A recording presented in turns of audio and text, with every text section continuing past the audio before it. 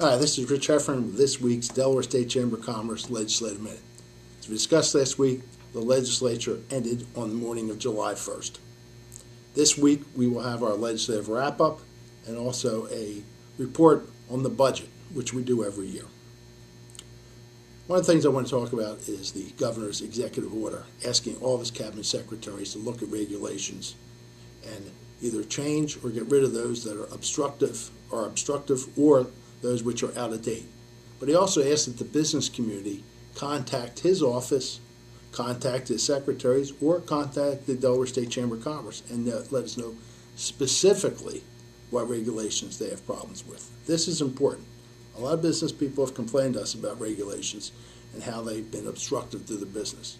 But we need to know, the governor needs to know, his cabinet secretaries need to know specifically what regulations you have a problem with. So please let us know. This week I want to discuss 4 legislators who are retiring from the General Assembly. Actually, there are 9 that are leaving their seats, but 5 of them are running for other offices. But there are 4 who are going to be leaving the General Assembly for the last time.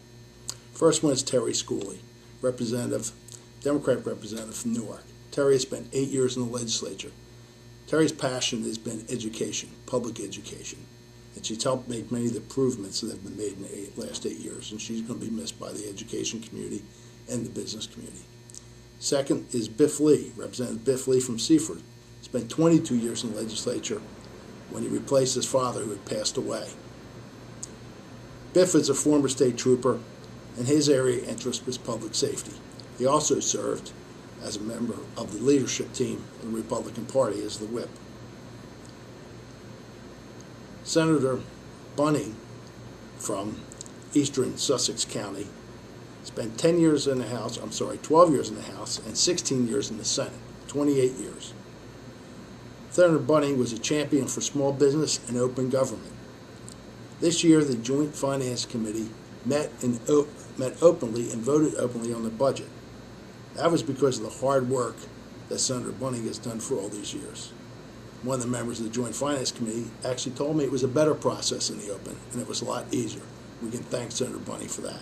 Now, as I mentioned, he's been a champion of small business, and he's going to be missed by the members of the Delaware State Chamber of Commerce. Last is the Speaker of the House, Bob Gilligan. Bob Gilligan served 40 years in the legislature.